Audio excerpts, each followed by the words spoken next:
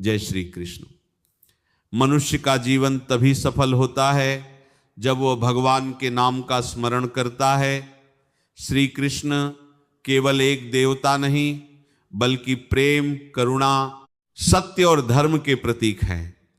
उन्होंने गीता में बताया कि जो व्यक्ति सच्चे मन से उनका स्मरण करता है उसकी रक्षा स्वयं भगवान करते हैं। संसार में सुख और दुख आते जाते रहते हैं, लेकिन जो भक्त श्री कृष्ण के चरणों में विश्वास रखता है उसका मन हमेशा शांत रहता है। श्री कृष्ण कहते हैं कि कर्म करते रहो और फल की चिंता मुझे सौंप दो। जब हम भगवान पर भरोसा करते हैं तब जीवन की कठिन से कठिन राह भी सरल हो जाती है। इसलिए प्रतिदिन श्री कृष्ण का नाम जपें, अच्छे कर्म करें, दूसरों की सहायता करें और अपने मन को भगवान की भक्ति में लगाएं। यही सच्चा सत्संग है और यही जीवन का सबसे बड़ा धन है। मनुष्य का जीवन तभी सफल होता है जब वह भगवान के नाम का स्मरण करता है। श्री कृष्ण केवल एक देवता नहीं बल्कि प्रेम, करुणा, सत्य और धर्म के प्रतीक हैं। उन्होंने गीता में बताया कि जो व्यक्ति सच्चे मन से उनका स्मरण करता है उसकी रक्षा स्वयं भगवान करते हैं। संसार में सुख और दुख आते जाते रहते हैं, लेकिन जो भक्त श्री कृष्ण के चरणों में विश्वास रखता है उसका मन हमेशा शांत रहता है। श्री कृष्ण कहते हैं कि कर्म करते रहो और फल की चिंता मुझे सौंप दो। जब हम भगवान पर भरोसा करते हैं तब जीवन की कठिन से कठिन राह भी सरल हो जाती है। इसलिए प्रतिदिन श्री कृष्ण का नाम जपें, अच्छे कर्म करें, दूसरों की सहायता करें और अपने मन को भगवान की भक्ति में लगाएं। यही सच्चा सत्संग है और यही जीवन का सबसे बड़ा धन है। राधे कृष्ण, जय श्री कृष्ण, जय श्री राधे कृष्ण। भक्तों, इस संसार में मनुष्य का जीवन बहुत दुर्लभ माना गया है। अनेक जन्मों के बाद हमें यह मानव शरीर प्राप्त होता है, लेकिन यदि इस जीवन में हम भगवान श्री कृष्ण का स्मरण नहीं करते, उनके नाम का जप नहीं करते, उनके चरणों में प्रेम नहीं रखते, तो यह जीवन व्यर्थ चला जाता है। श्री कृष्ण केवल द्वापर युग के एक राजा नहीं हैं, वे स्वयं परम ब्रह्म परमात्मा हैं। वे हर जीव के हृदय में विराजमान हैं। जब पृथ्वी पर अधर्म बढ़ता है तब भगवान किसी न किसी रूप में प्रकट होकर धर्म की स्थापना करते हैं। भक्तों, श्री कृष्ण का नाम इतना मधुर है कि जो व्यक्ति सच्चे मन से राधे कृष्ण का जाप करता है उसके जीवन के बड़े बड़े संकट भी दूर होने लगते हैं। भगवान को धन नहीं चाहिए, भगवान को केवल प्रेम चाहिए। सुदामा के पास देने के लिए केवल मुट्ठी भर चावल थे, लेकिन श्री कृष्ण ने उनके प्रेम को देखकर उन्हें अपार सुख और समृद्धि प्रदान कर दी।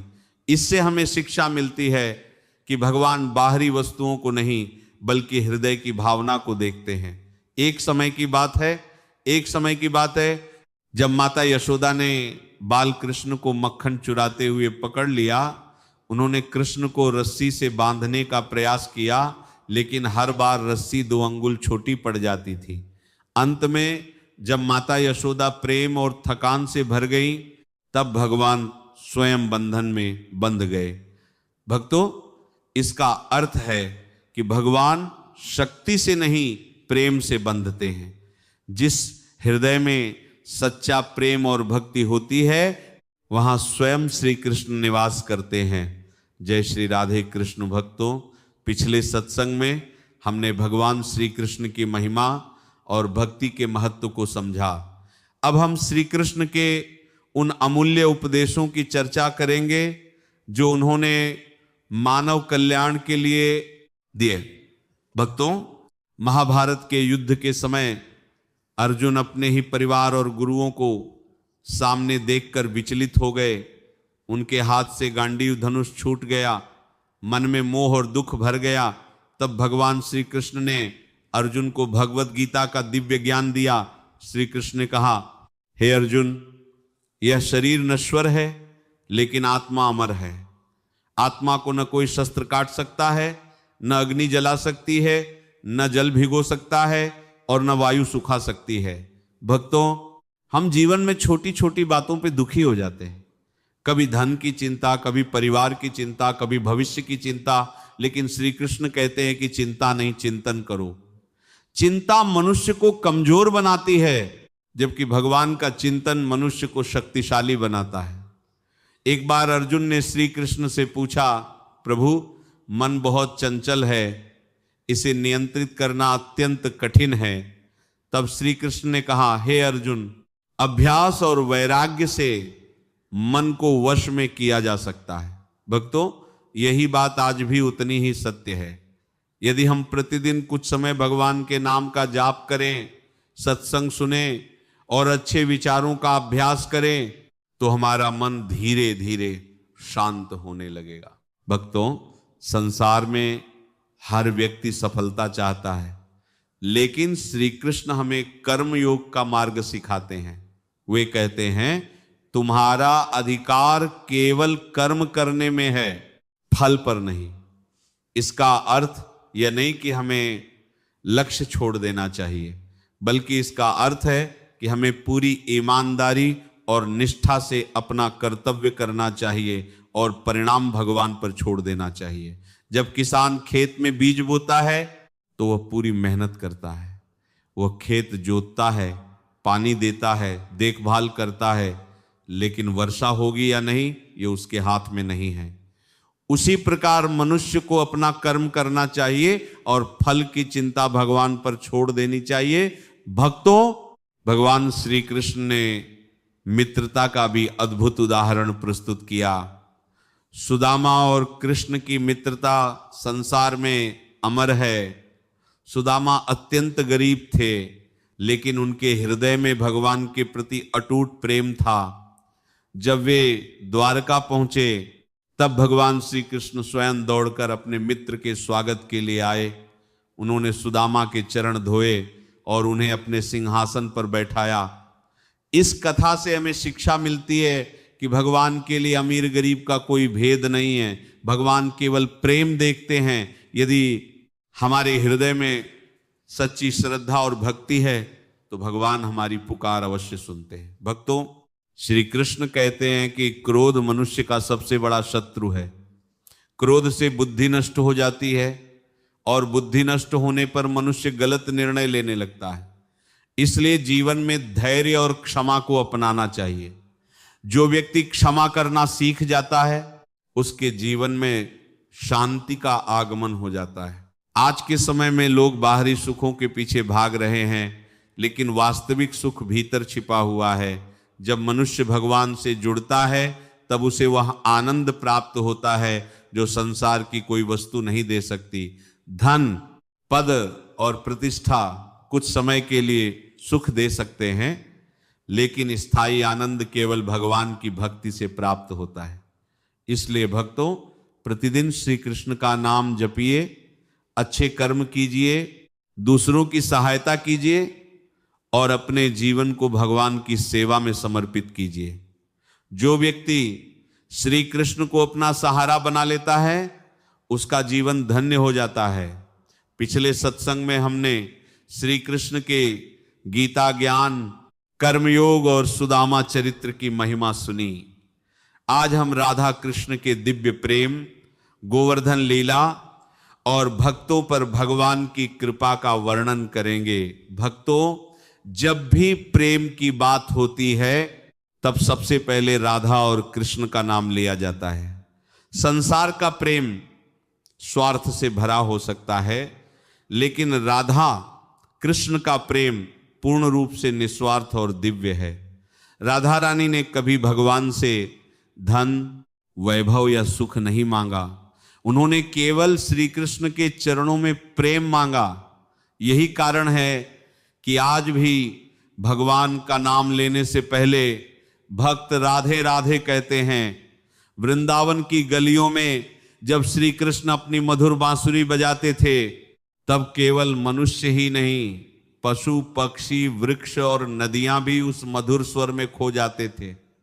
गायें चरना छोड़ देती थी, पक्षी गाना बंद कर देते थे और यमुना की लहरें भी मानो ठहर जाती थी। भगवान की बांसुरी का अर्थ है परमात्मा की वह पुकार जो हर जीव के हृदय को अपनी ओर आकर्षित करती है। भक्तों, एक समय वृंदावन के लोग इंद्रदेव की पूजा किया करते थे। तब श्री कृष्ण ने उन्हें समझाया कि हमें प्रकृति और गोवर्धन पर्वत का सम्मान करना चाहिए, क्योंकि वही हमारी रक्षा और पालन करते हैं। भगवान के कहने पर सभी ब्रजवासियों ने गोवर्धन पूजा की। इससे इंद्रदेव क्रोधित हो गए और उन्होंने भयंकर वर्षा शुरू कर दी। चारों ओर जल ही जल दिखाई देने लगा। तेज आंधी और तूफान से पूरा ब्रज कांप उठा। लोग भयभीत होकर श्री कृष्ण के पास पहुंचे और बोले, हे कन्हैया, अब हमारी रक्षा कौन करेगा? तब भगवान श्री कृष्ण मुस्कुराए और अपनी छोटी उंगली पर विशाल गोवर्धन पर्वत उठा लिया। सभी ब्रजवासी, गायें और अन्य जीव उस पर्वत के नीचे सुरक्षित हो गए। 7 दिनों तक लगातार वर्षा होती रही, लेकिन किसी को कोई हानि नहीं पहुंची।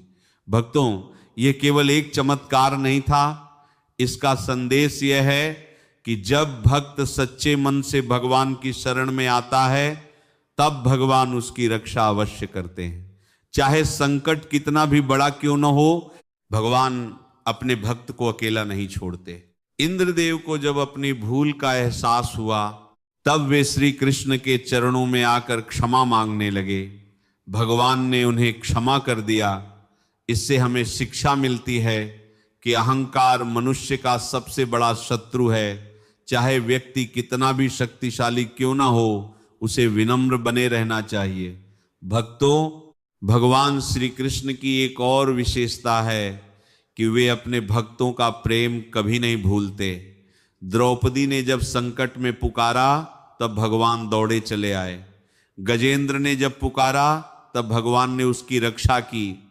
प्रहलाद ने विश्वास रखा, तो भगवान स्वयं नृसिंह रूप में प्रकट हो गए। इसलिए भक्तों, भगवान तक पहुंचने का सबसे सरल मार्ग है श्रद्धा, विश्वास और भक्ति। यदि हमारे मन में सच्चा विश्वास है, तो भगवान हर परिस्थिति में हमारे साथ रहते हैं। आज संसार में लोग अकेलापन, चिंता और भय से घिरे हुए हैं, लेकिन जो व्यक्ति भगवान श्री कृष्ण को अपना मित्र, अपना मार्गदर्शक और अपना सहारा बना लेता है, उसके जीवन में आशा का प्रकाश कभी समाप्त नहीं होता। भगवान कहते हैं, जो मेरी शरण में आता है, मैं उसका कल्याण अवश्य करता हूं। भक्तों, जीवन में चाहे कितनी भी कठिनाइयां आए, कभी निराश मत होना। अपने हृदय में श्री कृष्ण का नाम बसाए रखिए। जब जब मन दुखी हो, तब प्रेम से बोलिए, राधे कृष्ण राधे कृष्ण। यह नाम ही मन को शांति देता है और जीवन को सही दिशा दिखाता है। जय श्री राधे कृष्ण। भक्तों, आज हम इस सत्संग के अगले भाग में श्री कृष्ण के जीवन उपदेश, कलयुग में भक्ति की महिमा और जीवन के वास्तविक उद्देश्य पर चर्चा करेंगे। भक्तों, भगवान श्री कृष्ण ने अपने जीवन से हमें सिखाया कि परिस्थितियां कैसी भी हों, मनुष्य को कभी अपने धर्म और कर्तव्य का त्याग नहीं करना चाहिए। श्री कृष्ण का जन्म कारागार में हुआ। बचपन में अनेक राक्षसों ने उन्हें मारने का प्रयास किया। जीवन में अनेक चुनौतियां आईं, लेकिन उन्होंने कभी धैर्य नहीं खोया। वे हर परिस्थिति में मुस्कुराते रहे और धर्म के मार्ग पर चलते रहे। भक्तों, आज के समय में छोटी सी समस्या आने पर मनुष्य घबरा जाता है। कभी व्यापार की चिंता, कभी परिवार की चिंता, कभी धन की चिंता, तो कभी भविष्य की चिंता। लेकिन श्री कृष्ण हमें सिखाते हैं कि चिंता नहीं, भगवान पर विश्वास करो। जो हुआ वह भी भगवान की इच्छा से हुआ, जो हो रहा है वह भी भगवान की इच्छा से हो रहा है, और जो होगा वह भी भगवान की इच्छा से होगा। एक बार एक भक्त ने भगवान से पूछा, प्रभु, मैं आपकी भक्ति करता हूं, फिर भी मेरे जीवन में कष्ट क्यों आते हैं? तब भगवान ने कहा, हे भक्त, कष्ट तुम्हें तोड़ने के लिए नहीं बल्कि तुम्हें मजबूत बनाने के लिए आते हैं। जैसे सोना आग में तपकर कुंदन बनता है, वैसे ही भक्त परीक्षा से गुजरकर और अधिक पवित्र बनता है। भक्तों, कलयुग में मनुष्य के पास समय कम है, मन चंचल है और जीवन में अनेक प्रकार के आकर्षण हैं। ऐसे